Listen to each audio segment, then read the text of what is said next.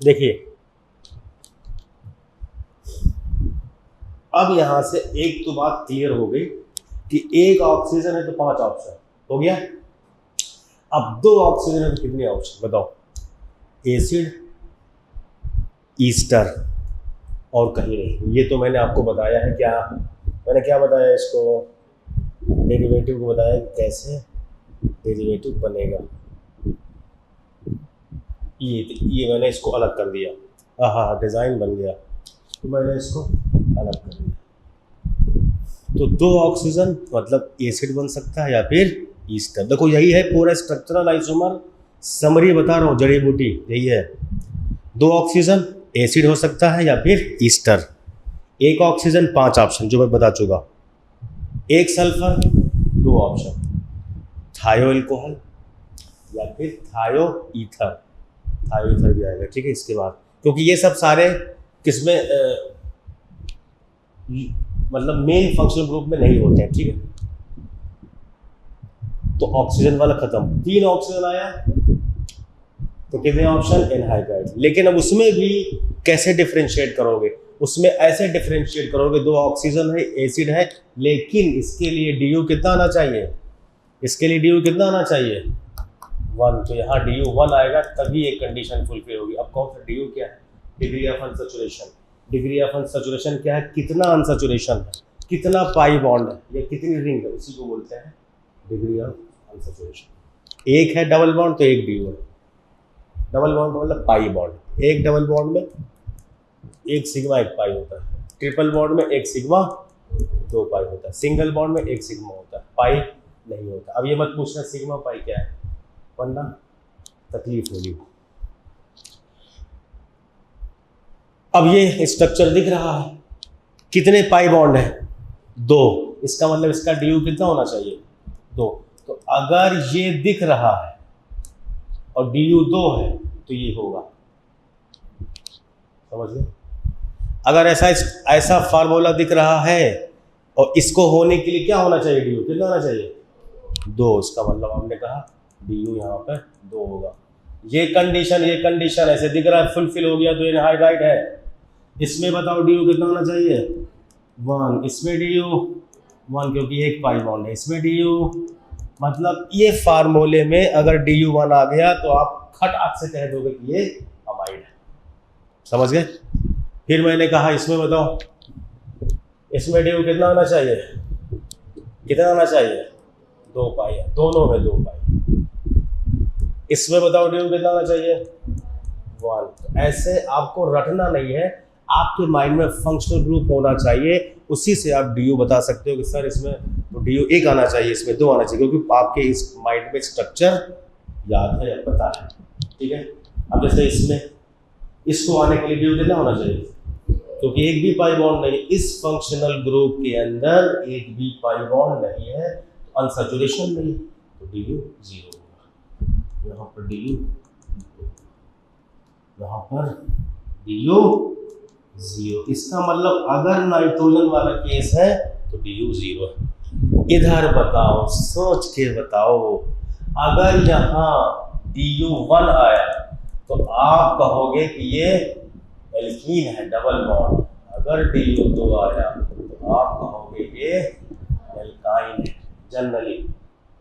और डी 4 आ गया तो वहां भी कार्बन हाइड्रोजन है, आप कहोगे फिर बेंजीन है। अगर डी 4 आया तो कहोगे बेंजीन, क्योंकि बेंजीन में भी कार्बन और हाइड्रोजन होता है। C6H6 तो वो हो गया, हेक्सीन हो गया, ठीक है, कोई बात नहीं। तो ईथर, इसमें भी डी कितना आना चाहिए? कितना आना चाहिए? डी 0 आना चाहिए। इसका मतलब अगर ये फार्मूला दिखा डी 0 हो तो ईथर हो सकता है। यहाँ डी कितना होना चाहिए? रिंग है ना, तो उसका भी 1, क्योंकि degree of unsaturation pi bond या नंबर ऑफ रिंग से डिफाइन होती है। जितने पाई बॉन्ड है या जितने रिंग है या जितना दोनों है, पाई बॉन्ड भी और रिंग काउंट करेंगे, वही उसकी डिग्री ऑफ अनसैचुरेशन होगी। तो ये था समरी था पूरा स्ट्रक्चरल आइसोमर को पहचानने का। अब इसी में मैं सवाल ले रहा हूँ, एल्कोहल वाला मैं कर चुका हूँ। एल्कोहल वाला मैं कर चुका हूँ, लेकिन मैं सोच रहा हूँ थोड़ा ये करवा दूँ इपॉक्साइड वाला, क्योंकि एल्डिहाइड कीटोन हो गया है, एल्कोहल ईथर भी हो गया, कार्बोक्सिलिक एसिड ईस्टर भी कर दिया है, तो मैं साइक्लिक ईथर वाला करवा दे रहा हूँ, जिससे कि आपको कोई परेशानी ना हो। चलिए तो हम शुरू करते हैं, अगला शुरू करते हैं। देखो एल्कोहल वाला सब हो गया है, फिर अभी मैं नाइट्रोजन में आ जाऊंगा, ठीक है। तो मैं ऐसा करता हूं, यहां सवाल दिया गया है, इसी को मैं कर लेता हूं। क्या कह रहा है? कह रहा है कि साइक्लिक स्ट्रक्चर बताओ। क्या कह रहा है? साइक्लिक। आप सोच के बताइए। देखिए अगर ये ना दिया होता तो ये इसका डी कितना आएगा? डी निकालने के लिए मॉलिक्यूलर फार्मूला क्या है? डी के लिए फार्मूला है C+1 minus H plus H minus N/2। ये होता है फार्मूला। नंबर ऑफ कार्बन है, नंबर ऑफ हाइड्रोजन है, number of hydrogen x number of nitrogen, ये फार्मूला होता है। अब आपने कहा सर डी मैं निकाल दूँ ऐसे, कार्बन कितना है माइनस H कितना है, अब x नहीं है n नहीं है तो हटा दो, कोई बात नहीं। 5 माइनस 4 1 आ गया, 1 आया मतलब या तो एक पाई बॉन्ड होगा या फिर एक साइक्लिक रिंग होगी। दो ऑप्शन है, या तो एक पाई हो सकता है या तो एक रिंग हो सकता है। अब साइक्लिक रिंग का मतलब अब चेक कर लेते हैं। तो यहां कह रहा है साइक्लिक स्ट्रक्चर। क्या कह रहा है? साइक्लिक होना चाहिए। कोई बात नहीं, साइक्लिक बना देते हैं, साइक्लिक बना देते हैं। देखिए सबसे पहले 4 कार्बन है, तो 4 कार्बन को एक साथ रखो, 1 कार्बन 2 कार्बन 3 कार्बन 4 कार्बन, और इधर ऐसे ऑक्सीजन जोड़ दो। क्या ये ऐसे होगा? 1 कार्बन 2 3 4 होगा, यही तो होगा। टेट्राहाइड्रोफ्यूरान THF है ये। अब 4 से कार्बन 4 लिया है, लेकिन साइक्लिक रिंग का मेंबर कितना हो गया? 5। अब करो 3 कार्बन लो, कितने कार्बन? 3 ले लो और एक ऑक्सीजन ले लो, मतलब रिंग 5 से 4 कर दो। 1 कार्बन 2 3 कार्बन हो गया, एक रिंग 4 हो गया। यहाँ 4 कार्बन 1 ऑक्सीजन तो 5 हो गया। तो चाहे ऐसे कहो 5 मेंबर तो फिर 4 मेंबर। अब बचा आपके पास 1 कार्बन मिथाइल। अब उसको कहाँ कहाँ लगा सकते हो? देखो यहाँ ऐसे सिमेट्री, मतलब तुम यहाँ और यहाँ अगर लगाओगे तो सेम हो जाएगा। मतलब एक जगह ये लगा दो तो दूसरी जगह यहाँ लगा दो, चाहिए दूसरी जगह यहाँ लगा दीजिए। अब क्लियर है मामला? बहुत शानदार, कोई दिक्कत नहीं। अब 4 मेंबर में ऑप्शन खत्म। अब आएगा 3 मेंबर। अब 3 मेंबर का मतलब कार्बन अंदर कितना रखो? 2 रखोगे कार्बन, एक ऑक्सीजन, तो रिंग कितने की बनेगी? 3 मेंबर। अब आपके पास 3 कार्बन नहीं 2 कार्बन बचा। आपने देखा यहाँ पे सिमेट्री है, यहाँ भी सिमेट्री थी, ऐसे समझ गए? पहले सिमेट्री थी, यहाँ पर सिमेट्री। तो वो 2 कार्बन चाहे तुम यहाँ रख दो चाहे तुम यहाँ रख दो, सेम रहेगा। ये ऑप्शन खत्म। इसके बाद बोलिए क्या होगा? इसी पे 1 1 कर दो, मिथाइल लगाओ। अभी क्या लगा था? इथाइल। अब इसी में 1 2 लगा, ये बना साइक्लिक ईथर। क्या बना? लेकिन अभी एल्कोहल भी तो बन सकता है रिंग के साथ। तो रिंग के साथ अगर आपको एल्कोहल बनाना है तो आप ऐसे OH लगा दीजिए, तो उसका भी DO1। ये तो ईथर बना दिया मैंने, ऑक्साइड। लेकिन एल्कोहल ये कह रहा है साइक्लिक स्ट्रक्चरल आइसोमर बताओ, ये नहीं कह रहा है कि साइक्लिक ईथर बताओ, चाहे ये भी नहीं कह रहा साइक्लिक एल्कोहल बताओ। ये क्या कह रहा है? कह रहा है साइक्लिक स्ट्रक्चर बताओ, जितने पॉसिबल स्ट्रक्चर साइकिल में बन सकता है। तो ईथर साइकिल मैंने बना दिया, अब मैं बनाने जा रहा हूँ एल्कोहल, तो रिंग रहेगा, इसका भी DO1, इसका DO, सब रिंग है तो DO1। फार्मूला चेक कर लो, कार्बन 4 है, 1 2 3 4, हाइड्रोजन 2 2 4 2 6 एक साथ है, फार्मूला भी सेट है, DO भी सेट, मतलब ये कंपाउंड से। अब 3 कार्बन का वो बताओ रिंग। अब आपके पास बचा क्या? आपके पास बचा एक ऑक्सीजन और कार्बन कितना बचा? एक कार्बन बचा। तो आप सबसे पहले तो ऐसे नोट कर सकते हो, ऐसे पहला काम, कार्बन लगाया, OH लगा दिया। इसी को आप ऐसे भी कर सकते हो, OH यहां लगा दो, यही OH रहन दो ऊपर, और जो है मिथाइल नीचे लगा दो। सब चेंज है, डिफरेंट है। इसी में जो मैंने एल्कोहल लिया था, क्या यहाँ पे ऑक्सीजन रख के मैं CH3 लगा सकता हूँ? बिल्कुल लगा सकता हूँ।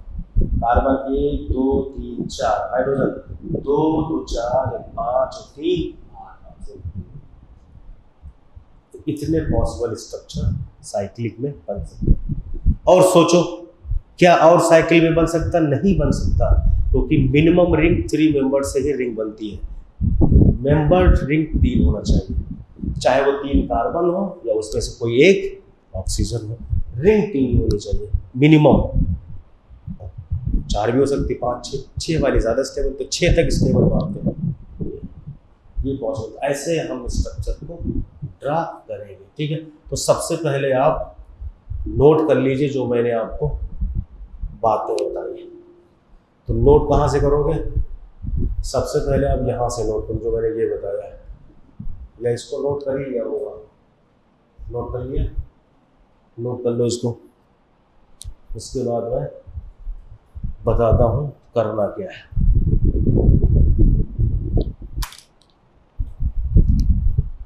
तो ऑक्सीजन वाली जितनी सीरीज थी मैंने सब कर लिया। सीरीज का मतलब जितने possibility, alcohol, ether, aldehyde, ketone, carboxylic acid है ना, ये सब हो गया। ईस्टर एक एग्जांपल कर दिया, बाकी आप करते रहना जो मैंने मेथड बताया था, याद है। अब मैं करूंगा नाइट्रोजन वाली सीरीज। अच्छा, ऑक्सीजन वाली सीरीज एक बच रही, एनहाइड्राइड, क्योंकि 3 ऑक्सीजन आएगा उसमें। बाकी जितना ऑक्सीजन वाला है सब मैंने कर दिया।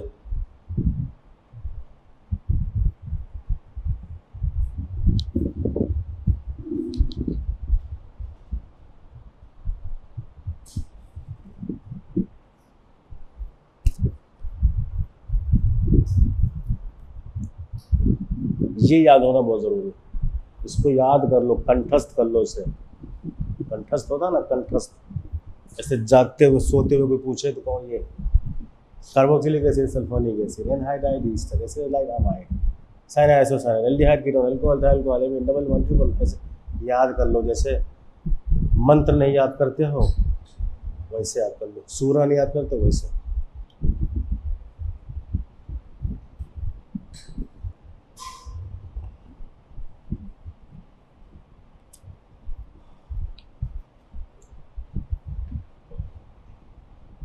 हो गया, चलिए आगे आइए।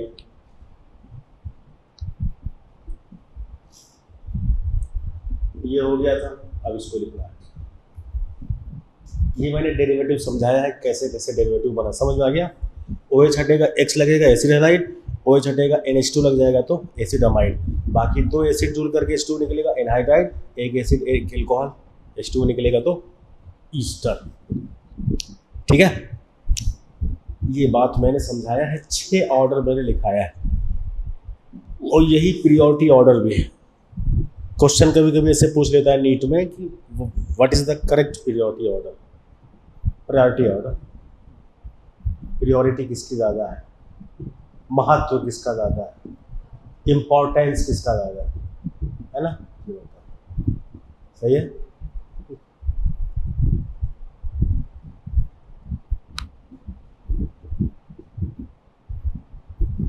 सुमैया, क्या नाम तुम्हारा? तुम्हारा नाम भूल जाता हूँ।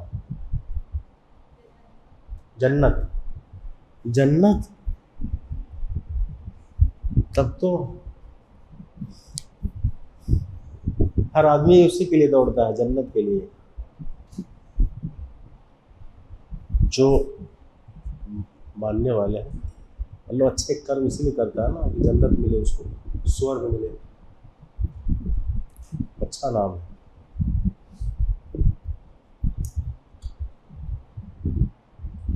तो याद कर लो इसको, है ना, इसको आप याद कर लीजिए। और जो मैंने समरी बताया यही पूरा स्ट्रक्चरल आइसोमर। अब मैंने कहा CXHYN, अब आपको दिखा, अब आपके माइंड में खराब से आया, N आया है, इसका मतलब एक नाइट्रोजन कहाँ कहाँ हो सकता है।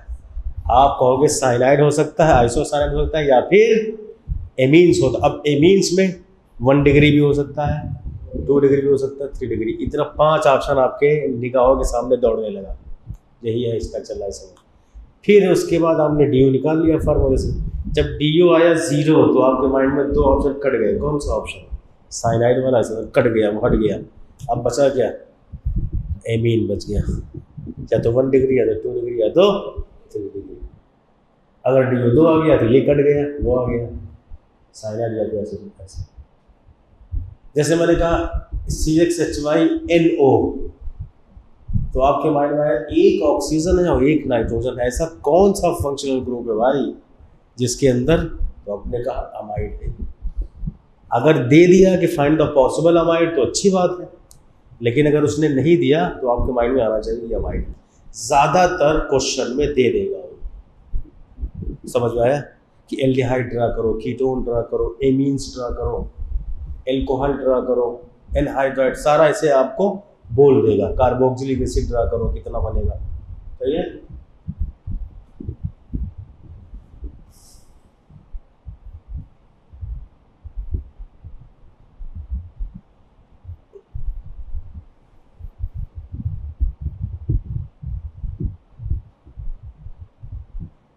इसको लिख लो पहले। देखो ये हो गया था, फंक्शनल ग्रुप हो गया, लिख लो उसको पहले, जल्दी जल्दी करो।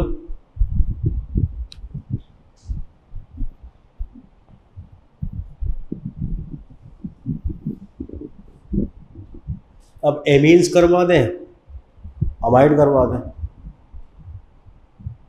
है ना, बाकी जो बेंजीन वाला डेरिवेटिव उसको करवा दें, तो हमारा ये चैप्टर ऑलमोस्ट खत्म हो जाएगा। जो बच्चे नए हैं वो हमारा लेक्चर देख लेना स्ट्रक्चरल आइसोमर का, और उसका नोट्स बना, सबके नोट्स बने होने चाहिए। जिसका नोट्स अच्छा है उसका भविष्य अच्छा है, कि हमारा नोट्स भी अच्छा है, समझ गए। नोट्स अच्छा होना चाहिए। किसी भी स्टूडेंट की पहचान उसके नोट्स से होती है, खुद के लिखे हुए नोट्स, क्योंकि उसका नोट्स ही बहुत कुछ बता देता है कि वो स्टूडेंट क्या है। बात समझो, ये पॉइंट वाली बातें हैं।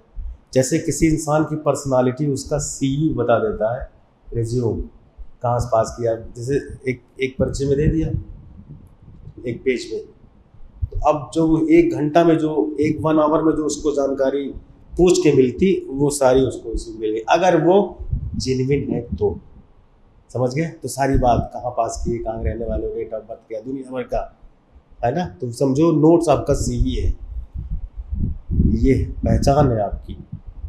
नहीं नोट्स हैं तो आप समझ जाइए कि आप 100% क्लियर है कि आप अच्छे से नहीं पढ़ रहे।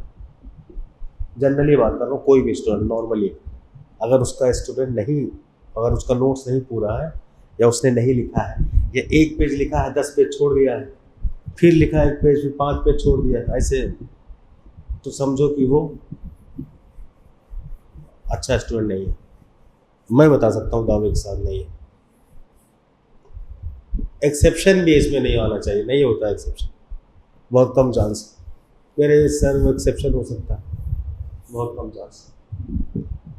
हो गया।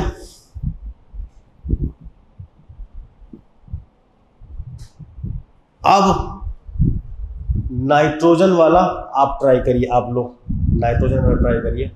पहले ये बताओ नाइट्रोजन का रिप्रेजेंटेटिव फार्मूला तो होगा CXHYN, रिप्रेजेंटेटिव क्या होगा CXHYN, ये हुआ रिप्रेजेंट करने का।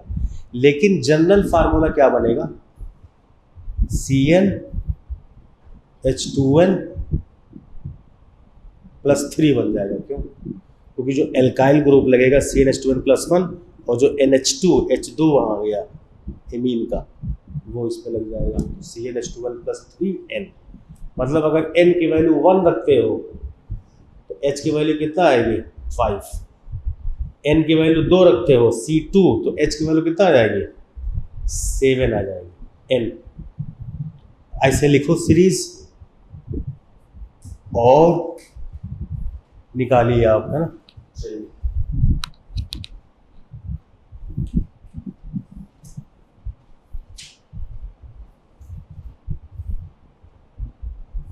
देखो आ गया एक C3 वाला ले लिया, दो अगर जो रखते हो तो 7 आएगा, 3 रखते हो तो 9 आएगा, 4 रखते हो तो 11 आएगा, 5 रखते हो तो अच्छा ये तो दूसरा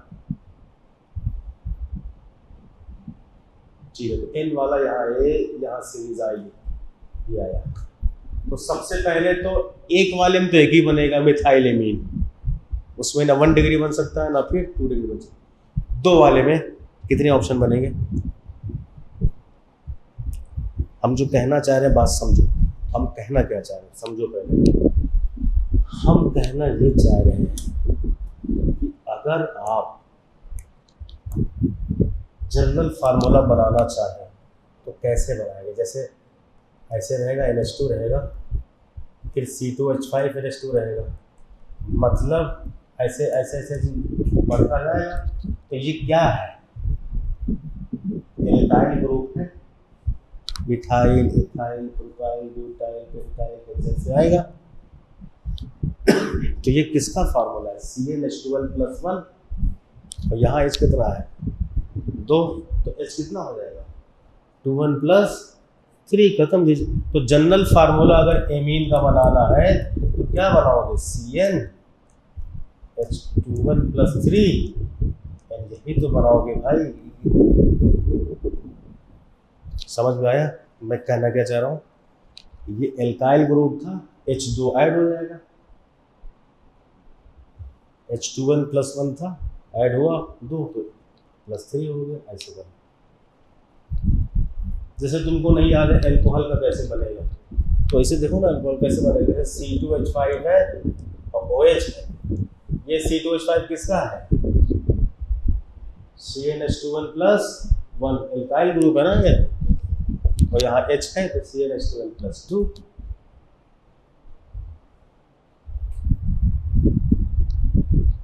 समझ गया?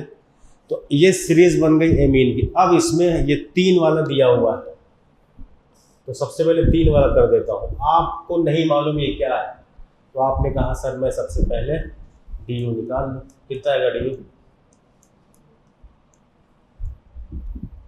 H+X, X नहीं है N।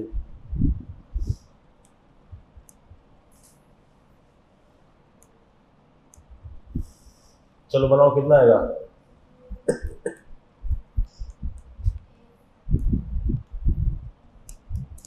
4 - 4 0 आ गया। इसका मतलब ये है कि नो पाई बॉन्ड। अब नो पाई बॉन्ड का मतलब ये है कि इसके अंदर 3 ऑप्शन आएगा, या तो ये 1 डिग्री 2 डिग्री 3 डिग्री क्या है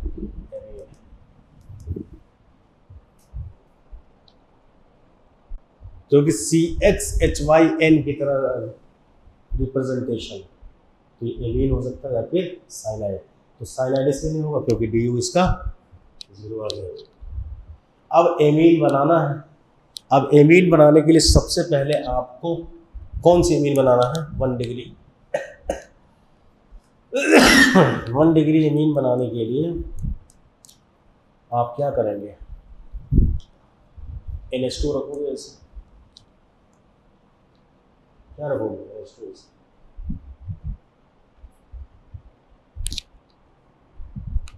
अब कार्बन कितना बचा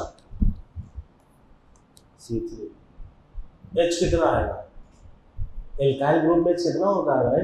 C3।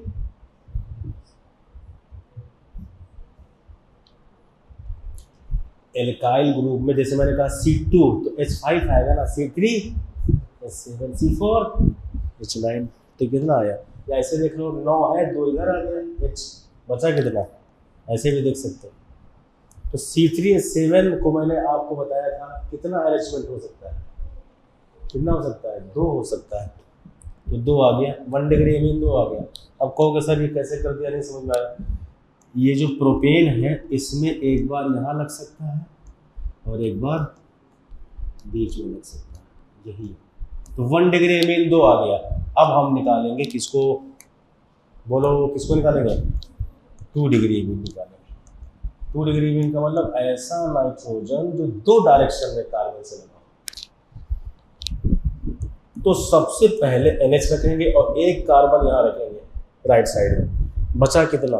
2 कार्बन। तो इसमें एक ही ऑप्शन बनेगा, इसमें एक ही ऑप्शन बनेगा क्योंकि NH सिमेट्रिकल, चाहे इधर मिथाइल इधर इथाइल, चाहे इधर मिथाइल इधर इथाइल, सेम रहेगा। सही, आसान है। इसका एक स्ट्रक्चर आ गया। 3 डिग्री अमीन बनाएंगे तो कैसे बनेगा? 3 डिग्री अमीन में तीनों डायरेक्शन में कार्बन को लगाना पड़ेगा। कहाँ कहाँ लगाओगे?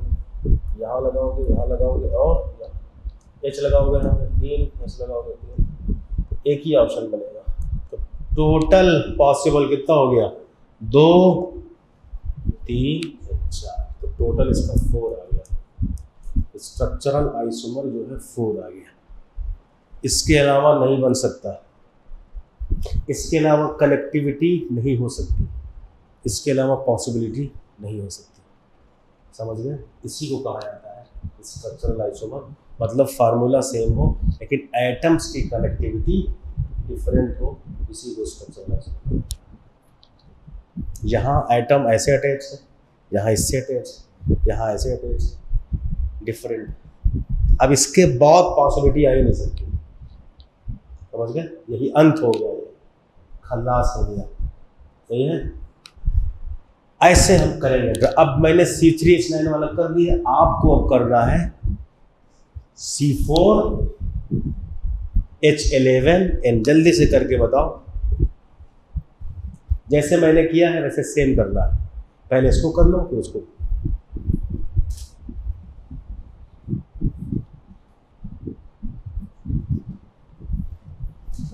किसका?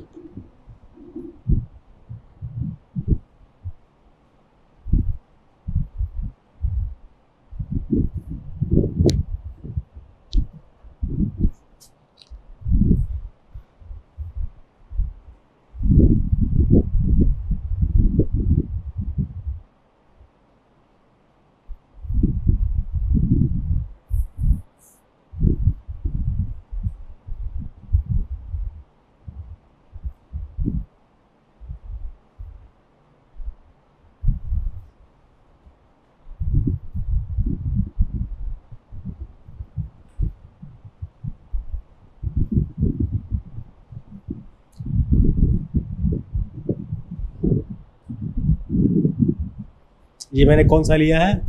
ये मैंने लिया है C3 वाला। अब इसी फार्मूले में जब C4 रखोगे, N की वैल्यू 4, कितना आ जाएगा? C4H11। अब उसको निकालो, उसका भी ड्यू 0 आएगा। पहले 1 डिग्री मीन निकालिए, उसके बाद 2 डिग्री मीन निकालिए। अच्छा, C4H9 आया। अब ये C4H9 आपको नहीं पता क्योंकि आप एब्सेंट थी। C4H9 को हम 4 तरीके से अरेंज कर सकते हैं। 4 तरीके से अरेंज करेंगे। एक ब्यूटाइल, एक सेकेंडरी ब्यूटाइल, एक आइसोब्यूटाइल और एक टर्शियरी ब्यूटाइल। ये 4 ऑप्शन से हम अरेंज करते हैं। ये आपको बात पता होना चाहिए। ठीक है, याद कर लो इसको। C4H9 जब भी आएगा तो अरेंजमेंट कितना होगा? 4।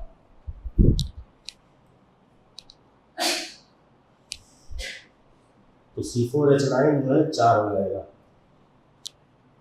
कौन कौन सा? Normal butyl, secondary butyl, isobutyl, tertiary butyl, ये 4 ऑप्शन है। नहीं याद है तो आप C4 का 4 याद कर लो। C5 आएगा ऑप्शन तो 8 आएगा उसका अरेंजमेंट। एक जो तरीके से वो अरेंज हो सकता है। ठीक है, देखो कितने लोगों का आंसर आ गया? तुम्हारा कितना आया? पहले 1 डिग्री में बताओ कितना आया? 1 डिग्री तो 4 आ गया वो, तो हाँ तुम्हारा 4 आ गया। 2 डिग्री कितना आया?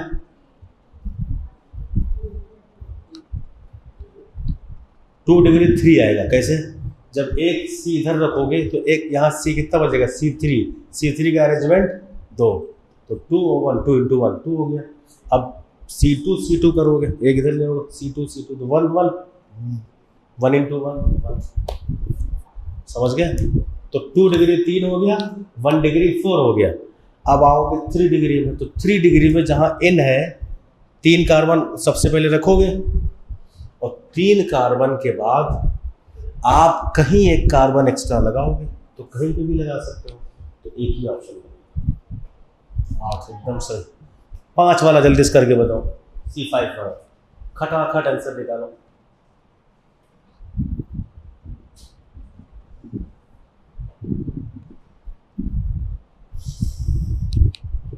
अब देखो मैंने कैसे किया, आप देखिए। सबसे पहले जो DU होता है फार्मूला से निकाल, आपको इतना तो समझ में आ गया कि ये क्या होगा। किस फार्मूले में आ रहा? CnH2n + 3n, मतलब ये एमीन है, क्योंकि एक नाइट्रोजन है तो एमीन हो सकता है, या तो साइनाइड इसलिए नहीं होगा क्योंकि उसका ये H इतना नहीं आएगा, कम रहेगा H। समझ गए? या फिर DU का फार्मूला याद कर लो। क्या होता है? डिग्री ऑफ अनसैचुरेशन का मॉलिक्यूलर फार्मूला दिया है, उसका DU निकालने के लिए एक DU को होता है फार्मूला। क्या बोलो? C+1 -n/2। सही है, ये याद कर लो। C क्या है? नंबर है, कार्बन। H का नंबर है, X का नंबर, ये नंबर है ये। ठीक है, चलो कितना नंबर है? 4+1 -11 + 0 -1/2, क्योंकि X 0 है तो ये 0 हो गया। 5 -10/2 5 0। जब ये ऐसे आ गया तो आपने कहा कि जब 0 है इसका मतलब ये एमीन क्या है, और एमीन में कौन सा हो सकता है? 3 ऑप्शन। इतना स्टेप आपने कर लिया। अब पहला आपने किया एमीन, कौन सा? 1 डिग्री। अब 1 डिग्री एमीन को लिखने के लिए मैंने, तुम क्या लिखोगे? पहले NH2 लिखोगे, तो NH2 की 1 डिग्री एमीन होता है। नाइट्रोजन सिर्फ एक कार्बन से अटैच हो तभी 1 डिग्री होगा, तो बाकी जो अटैचमेंट होगा नाइट्रोजन का वो हाइड्रोजन होगा, NH2 ही आएगा, तभी 1 डिग्री कहा जाएगा। बहुत ध्यान से सुन लीजिए, समझ गए? बचा कितना कार्बन? 4, तो C4 लिखो, H9 बचेगा। C4H9 का अरेंजमेंट 4 होता है। अब कहो कैसे होता है, बता देता हूँ। ये C4H9 कहाँ से आया होगा? C4H9 आया होगा ब्यूटेन से। C4H10 से कहाँ से आया होगा? ब्यूटेन। C4H10 क्यों? वहाँ से H हटा है, NH2 लगा है, तो एल्काइल ग्रुप एल्केन से आता है। कहाँ से आता है? एल्केन से। तो C4H10 का जो स्ट्रक्चर होता है वो 2 होता है, एक ब्यूटेन होता है और एक आइसोब्यूटेन। अब इसी में से पॉसिबिलिटी आप देखना है कि H कहाँ से आप हटा सकते हैं, हाइड्रोजन कहाँ से रिप्लेस कर सकते हो, यही है। कहाँ से कर सकते हो? यहाँ सिमेट्री है तो ये वाला और ये वाला सेम हो गया, एक ऑप्शन, ये 2 ऑप्शन, क्योंकि ये इसका सेम। यहाँ ये वाला इन तीनों का सेम, और इधर तो 4 ऑप्शन आएगा। यहाँ से हटाओगे तो नॉर्मल ब्यूटाइल, N ब्यूटाइल, बीच से हटाओगे तो 2 डिग्री कार्बन, सेकेंडरी ब्यूटाइल, यहाँ से हटाओगे तो आइसोब्यूटाइल, और यहाँ से H हटाओगे तो, मतलब सर ये क्या कह रहे हो? आइसो सेकेंडरी नहीं समझ में आ रहा है, ये क्या है? सब नहीं आ रहा है, फिर से समझाओ, अच्छे से समझाओ, अच्छे से ऐसे समझा। देखो ये जो टिक लगाया हूँ, इसी टिक पे एक बार NH2 यहाँ आएगा, एक स्ट्रक्चर पहला टिक, ये दूसरे टिक पे ये NH2 दूसरे स्ट्रक्चर में दूसरे टिक पे आएगा यहाँ पे, समझ गए। तीसरे स्ट्रक्चर में ऐसे बनाओगे, NH2 कहाँ लगा है, इधर लगा दे, तीसरा स्ट्रक्चर हो गया। चौथे में यहाँ लगा दे, कहाँ पे, तो इसी को कहा जाता है N-ब्यूटाइल। समझ में आया, ये वाला पार्ट N-ब्यूटाइल, ये वाला पार्ट सेकेंडरी ब्यूटाइल है। समझ गए हम कि नहीं, जो मैं समझाना चाह रहा हूँ। इसको 2 डिग्री ब्यूटाइल से भी लिखा जाता है, क्लियर है। ये वाला पार्ट, ये वाला पार्ट क्या कहलाया जाएगा, आइसोब्यूटाइल, क्योंकि ये आइसोब्यूटेन से आया है। और ये वाला पार्ट टर्शरी ब्यूटाइल, टरब्यूटाइल। समझ गए, यही मैं समझाना चाह रहा हूँ। तो इसको बार बार ना करके आप याद कर लो, बहुत अच्छा रहेगा। बार बार आएगा C4H9, समझ गए। ये मैं समझाना चाह रहा हूँ, समझ गए। ये इसका 4 आया, ये मैंने बताया 1 डिग्री। अब नहीं अगर सर अच्छे समझाओ क्या है सर, क्या सर तो समझ में आएगा धीरे धीरे, है ना, समझ में आता है। कनेक्टिविटी होती है, अगर कनेक्टिविटी है तो 100% समझ में आएगा, और नहीं कनेक्टिविटी है, नए स्टूडेंट हो या ब्रेक हो गया है या 2 दिन गैप हो गया है, नहीं लेक्चर देखा तो नहीं समझ में आएगा। सिंपल सी बात। 2 डिग्री मीन क्या होगा, बोलो। 2 डिग्री मीन के लिए क्या करोगे आप, ऐसे लगाओगे। अब आपके पास कार्बन कितने हैं, 4। तो जब कार्बन 4 है तो पहला ऑप्शन 1 कार्बन, दूसरा ऑप्शन 3 कार्बन, दूसरा ऑप्शन C2NH2। अब H ना लिखो, शॉर्टकट है। एक कार्बन का अरेंजमेंट कुछ नहीं, एक ही होता है, और 3 कार्बन का अरेंजमेंट 2, नॉर्मल प्रोपाइल, आइसोप्रोपाइल। तो 2 1, तो इसको हम मल्टीप्लाई करते हैं, 2 आ गया। इसका कितना है, 1, इसका भी 1 है, तो मल्टीप्लाई करोगे 1 आएगा। तो यहाँ आंसर कितना आ गया, 3। 2 डिग्री मीन 3 आ गया। और इसके बाद अगर मैं 3 डिग्री मीन की बात करूँगा तो आंसर आएगा, बोलो बोलो कितना आंसर आएगा, 3 डिग्री मीन का 1 आएगा, क्योंकि आप ऐसे लगाओगे, एन कोई कहीं C2 लगा दोगे, इसका 1 आएगा जी, पॉसिबल।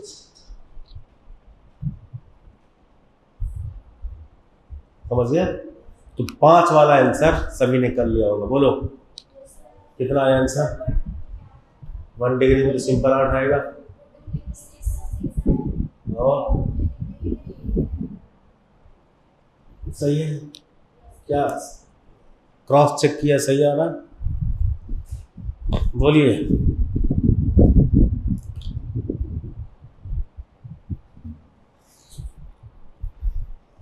C5 था ना, तो पहला तो 8 आ गया C5।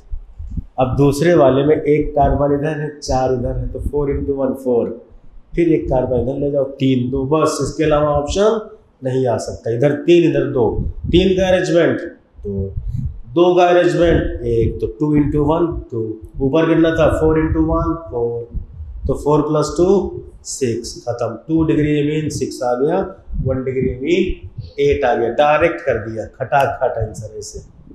अब 3 डिग्री में आप ओरली करो।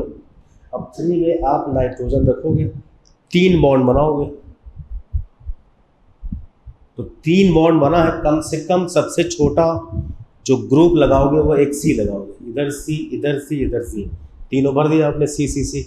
बचे 2 कार्बन, 5 कार्बन वाला बचा 2 कार्बन, तो वो 2 कार्बन तुम किसी एक कार्बन पे लगा दो, वो 2 कार्बन किसी एक कार्बन पे लगा दो, तो C3 हो जाएगा वो। तो C3 C1 C1, तो C3 का अरेंजमेंट 2, और 1 1 का 1, तो 2 हो गया इसका। अब जो आपने एक कार्बन पे 3 रखा था C3, उसमें से C2 C2 कर दो, C2 C2 C, तो C2 तीनों का 1 1 1 1 1, तो 3 डिग्री कितना आ गया? 3 डिग्री 3 आ गया।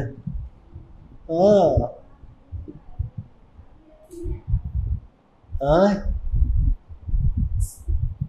3 डिग्री कितना आएगा आंसर? 3 आएगा। तो मैंने समझा दिया।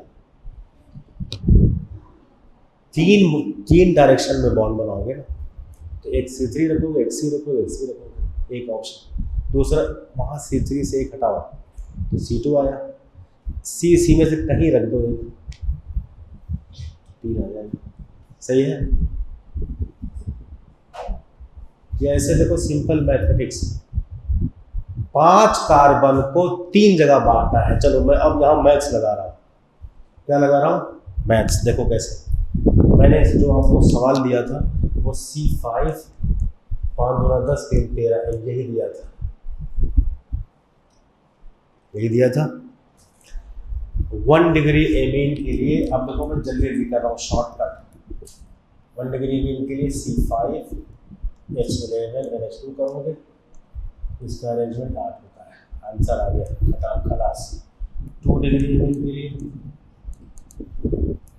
आप NH रखोगे, एक बार यहाँ C रखोगे, यहाँ 4, एक बार C3 C2, 2 ऑप्शन रखोगे। इस वाले ऑप्शन में 4 × 1 4 आएगा, इस वाले ऑप्शन में 2 आएगा, इसका 4 और इसका 1 आएगा, इसका 2 तो टोटल 6 आ जाएगा 2 डिग्री का। अब 3 डिग्री बात करते हैं। किसकी बात करते हैं?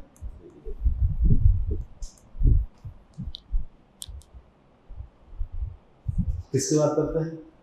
3 डिग्री। 3 डिग्री। अब सुनो मैंने क्या कहा,